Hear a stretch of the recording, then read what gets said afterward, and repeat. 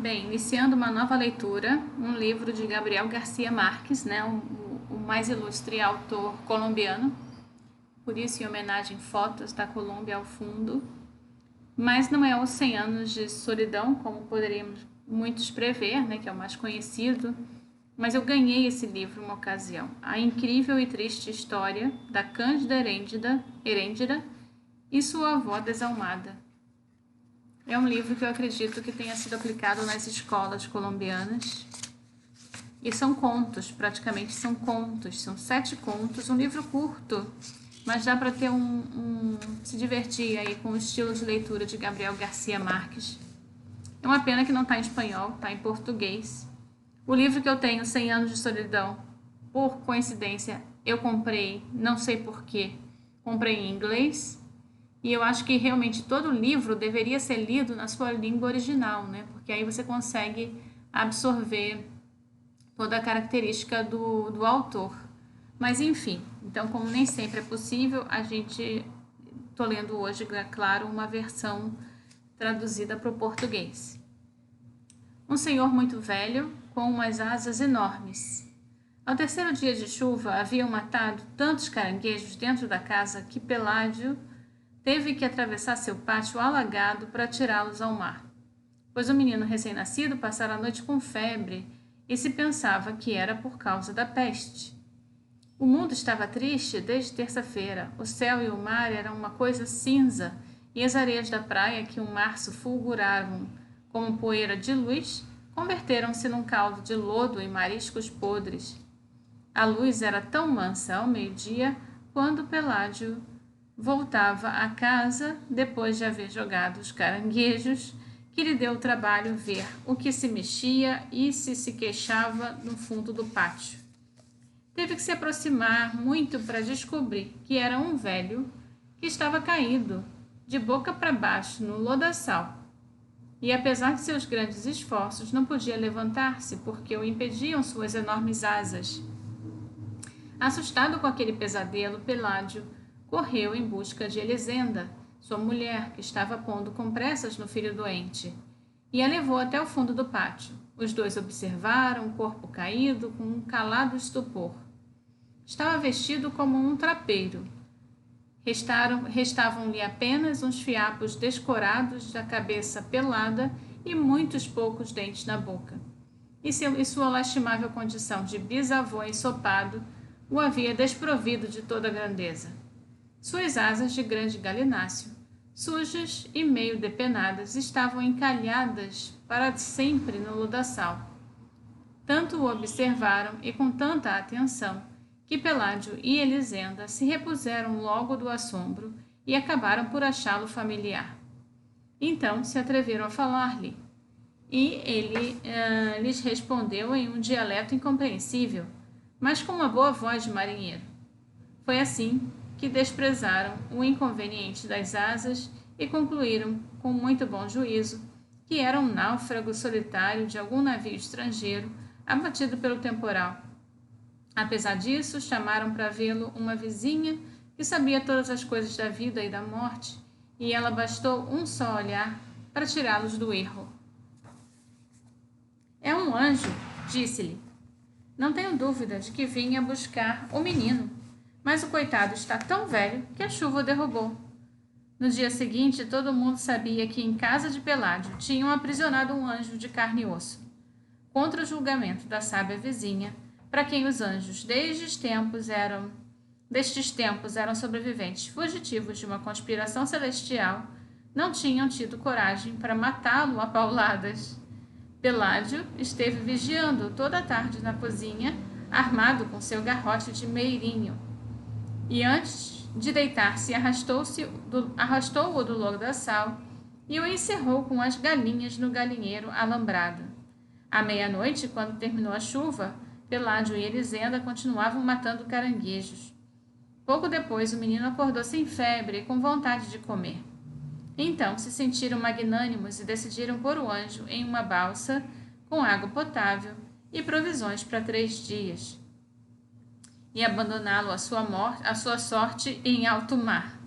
Mas quando saíram ao pátio, às primeiras luzes da manhã, encontraram toda a vizinhança diante do galinheiro, brincando com o anjo, sem a menor devoção, e atirando-lhe coisas para comer pelos buracos dos alambrados, como se não fosse uma criatura sobrenatural, mas um animal de circo.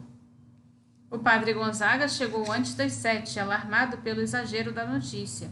A esta hora já haviam acudido curiosos menos frívolos que os do amanhecer, e haviam feito todo tipo de conjecturas sobre o futuro do cativo. Os mais simples pensavam que seria nomeado prefeito do mundo. Outros, de espírito mais austero, supunham que seria promovido a general de 5 estrelas, para que ganhasse todas as guerras. Alguns visionários esperavam que fosse conservado como reprodutor, para implantar uma terra, uma estirpe de homens alados e sábios, que tomassem conta do universo. Mas o padre Gonzaga, antes de ser cura, tinha sido um forte lenhador. Junto aos alambrados, repassou num instante seu catecismo e mesmo assim pediu que lhe abrissem a porta para examinar de perto aquele varão lastimável, que mais parecia uma enorme galinha decrépita entre as galinhas distraídas. Estava atirado a um canto, secando ao sol as asas estendidas entre as cascas de frutas e os restos do café que lhe atiraram os madrugadores. Alheio às impertinências do mundo, apenas levantou seus olhos de antiquário e murmurou algo em seu dialeto quando o padre Gonzaga entrou no galinheiro e lhe deu bom dia em latim. O pároco teve a primeira suspeita de sua impostura ao comprovar que não entendia a língua de Deus nem sabia saudar aos seus ministros. Logo observou que, visto de perto, ficava muito humano. Tinha um insuportável cheiro de intempérie, o avesso das asas semeado de algas parasitárias e as penas maiores maltratadas por ventos terrestres. E nada de sua natureza miserável estava de acordo com a egrégea dignidade dos anjos. Então abandonou o galinheiro e, com um rápido sermão, preveniu os curiosos contra os riscos da ingenuidade. Recordou-lhes que o demônio tinha o mau costume de recorrer a artifícios de carnaval para confundir os incautos. Argumentou que as asas não eram um elemento essencial para determinar as diferenças entre um gavião e um aeroplano, muito menos podiam sê-los para reconhecer os anjos.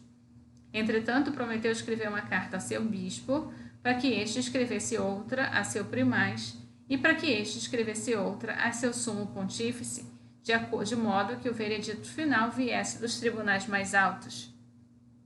Sua prudência caiu em corações estéreis.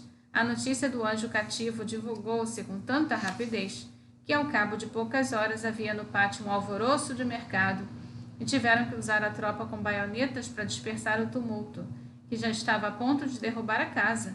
Elisenda, com a coluna torcida de tanto varrer lixo de feira, teve então a boa ideia de murar o pátio e cobrar 5 centavos para a entrada para ver o anjo. Vieram curiosos até de Martinica. Veio uma feira ambulante com um acróbata voador que passou zumbindo várias vezes por cima da multidão. E ninguém lhe fez caso, porque suas asas não eram de anjo, mas de morcego sideral. Vieram em busca de saúde os enfermos mais desgraçados do Caribe, uma pobre mulher que desde menina estava contando as batidas do seu coração, e já não lhe bastavam os números, um jamaicano que não podia dormir porque o atormentava o ruído das estrelas, um sonâmbulo que se levantava de noite para desfazer as coisas que fizera acordado, e muitos outros de menor gravidade. No meio daquela desordem de naufrágio que fazia tremer a terra, Peládio e Elisenda estavam felizes de cansaço, porque em menos de uma semana empanturravam-se de dinheiro os quartos e, apesar disso, a fila de peregrinos que os esperava, vez para entrar, chegava ao outro lado do horizonte. O anjo era o único que não participava do seu próprio acontecimento. Gastava o tempo em buscar cômodo no ninho emprestado, atordido pelo calor de inferno dos lampiões e das velas de promessa que encostavam nos alambrados. No princípio, trataram de que comesse cristais de cânfora, que, de acordo com a sabedoria da sábia vizinha, era o alimento específico dos anjos. Mas ele os desprezava, como desprezou, sem provar, os almoços papais que lhe levaram os penitentes. e nunca se soube se foi por anjo ou por velho que acabou comendo nada mais que papinhas de berinjela. Sua única virtude sobrenatural parecia ser a paciência, principalmente nos primeiros tempos, quando as galinhas o bicavam em busca de parasitas estelares que proliferavam das suas asas e os entrevados arrancavam-lhe penas para tocar com elas seus defeitos. E até os mais piedosos atiravam-lhe pedras, forçando a que levantassem para vê-lo de corpo inteiro.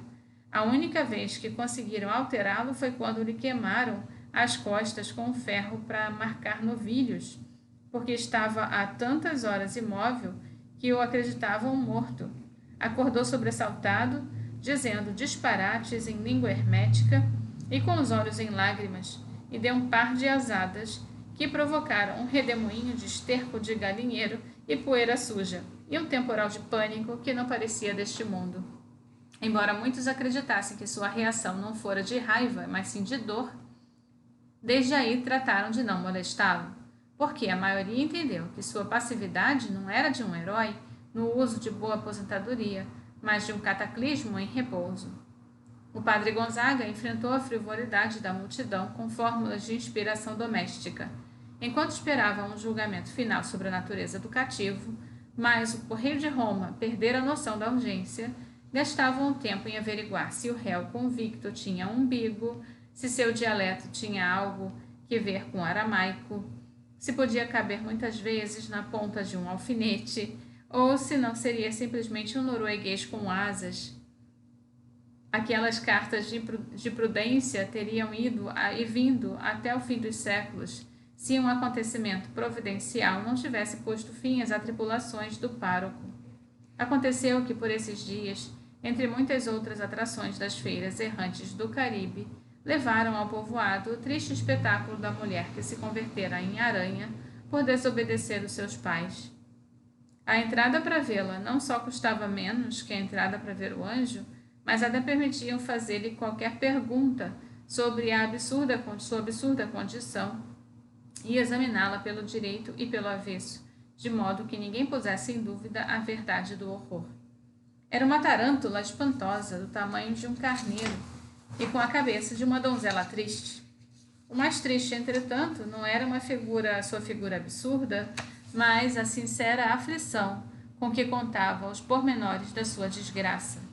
Ainda menina, fugira da casa dos pais para ir a um baile, e quando voltava pelo bosque, depois de haver dançado sem licença toda a noite, um trovão pavoroso abriu o céu em duas metades, e por aquela greta saiu um relâmpago de enxofre que a converteu em aranha. Seu único alimento eram as bolinhas de carne moída que as almas caridosas quisessem pôr-lhes na boca. Semelhante espetáculo, carregado de tanta verdade humana e de tão temível encarmento, tinha que derrotar, mesmo sem querer, o de um anjo altivo que mal se dignava ao olhar os mortais. Além disso, os escassos milagres que se atribuíam ao anjo revelaram uma certa desordem mental, como o do cego, que não recuperou a visão, mas lhe nasceram 3 dentes novos, e o do paralítico, que não pôde andar, mas esteve a ponto de ganhar na loteria, e o do leproso, em que nasceram girassóis nas feridas. Aqueles milagres de consolação, que mais pareciam brincadeiras, já haviam abalado a reputação do anjo, quando a mulher convertida em aranha acabou por aniquilá-la. Foi assim que o padre Gonzaga se curou para sempre da insônia, e o pátio de Peládio voltou a ficar tão solitário como nos tempos em que choveu 3 dias e os caranguejos caminhavam pelos quartos. Os donos da casa não tiveram nada a lamentar. Com o dinheiro arrecadado, construíram uma mansão de 2 andares, com sacadas e jardins com escadas bem altas, para que os caranguejos do inverno não entrassem, e com barras de ferro nas janelas para evitar que entrassem os anjos. Peládio, além disso, instalou uma criação de coelhos muito perto do povoado e renunciou para sempre seu mau emprego de meirinho. E Elisenda comprou umas sandálias acetinadas de saltos altos e muitos vestidos de seda furta-cor, das que usavam as senhoras mais invejadas nos domingos daqueles tempos. O galinheiro foi o único que não mereceu atenção.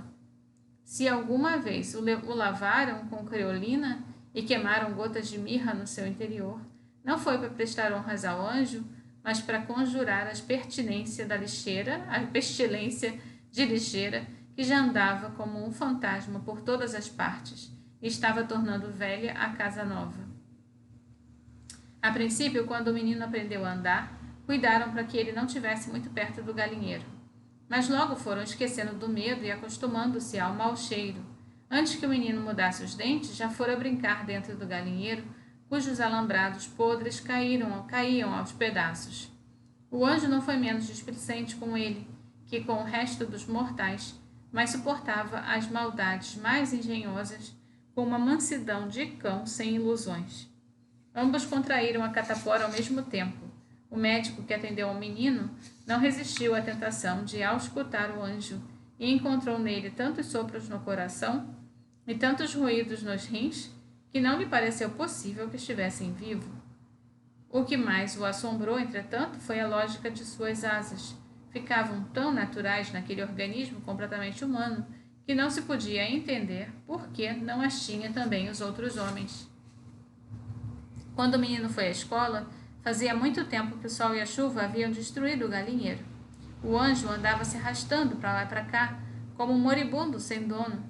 Tiravam-no a vassouradas de um dormitório e um momento depois o encontravam na cozinha. Parecia estar em tantos lugares ao mesmo tempo que chegaram a pensar que se desdobrava, que se repetia a si mesmo por toda a casa. E a exasperada Elisenda gritava fora dos eixos que era uma desgraça viver naquele inferno cheio de anjos. Mal podia comer, seus olhos de antiquário tornaram-se tão turvos que andava tropeçando nas colunas, e já não lhes restavam senão os canudos pelados das últimas penas. Peládio jogou sobre ele uma manta e lhe fez a caridade de deixá-lo dormir no alpendre, e só então perceberam que passara a noite com febre, delirando em engrolados de norueguês velho. Foi essa uma das poucas vezes que se assustaram, porque pensaram que ia morrer, e nem sequer a sábia vizinha pudera dizer-lhes o que se fazia com anjos mortos. Entretanto, não só sobreviveu a seu pior inverno, como pareceu melhor com seus primeiros sóis. Ficou imóvel muitos dias no canto mais afastado do pátio, onde ninguém o visse, e em princípio de dezembro começaram a nascer-lhe as asas umas penas grandes e duras, penas de grande pássaro velho, que mais pareciam um novo percalço da decrepitude. Ele, porém, devia conhecer a razão dessas mudanças, porque tomava muito cuidado para que ninguém notasse, e de que ninguém ouvisse as canções de marinheiro que às vezes cantava sob as estrelas. Uma manhã, Elisenda estava cortando fatias de cebola para o almoço, quando um vento que parecia de alto mar entrou pela cozinha. Foi então à janela e surpreendeu o anjo nas primeiras tentativas de voo. Eram tão torpes que abriu com as unhas um sulco de arado nas hortaliças e esteve a ponto de destruir o alpendre com aquelas asas indignas que escorregavam na luz e não encontravam apoio no ar. Mas conseguiu ganhar altura. Elisenda exalou um suspiro de descanso por ela e por ele, quando o viu passar por cima das últimas casas, sustentando-se de qualquer jeito, com um precário esvoaçar de abutre senil. Continuou vendo-o até acabar de cortar a cebola, e até quando já não era possível que o pudesse ver, porque então não era mais um estofo em sua vida, mas um ponto imaginário no horizonte do mar. Bem, esse foi o fim do primeiro conto. Vamos lá. Tchau, tchau.